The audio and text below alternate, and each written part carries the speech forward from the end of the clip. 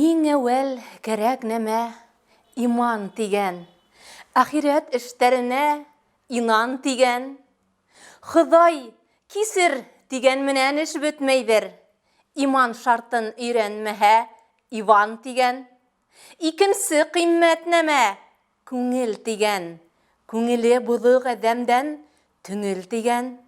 Бузыкка ер өстенән асты артык, булмаһа күңел таза күмел тигән.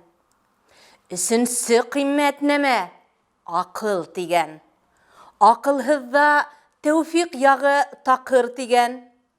Аз эшкә асуланып динен бозыр, иманын күферлеккә хатыр тигән.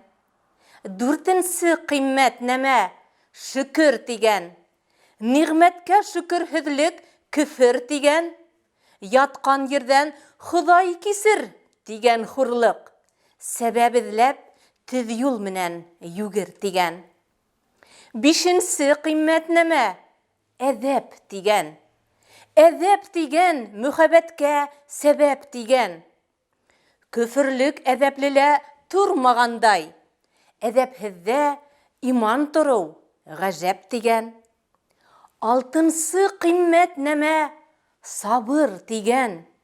Сабыр кеше муратын табыр тигән.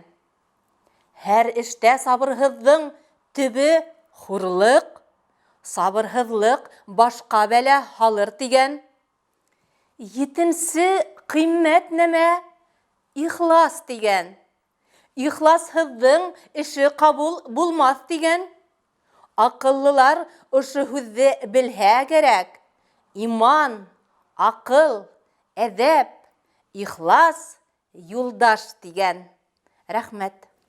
Һәм мин эстафетаны Башкорт дәүләт университетының Бөрө филиалы доценты Каскынова Гөлнур Нуриман кызына тапшырам.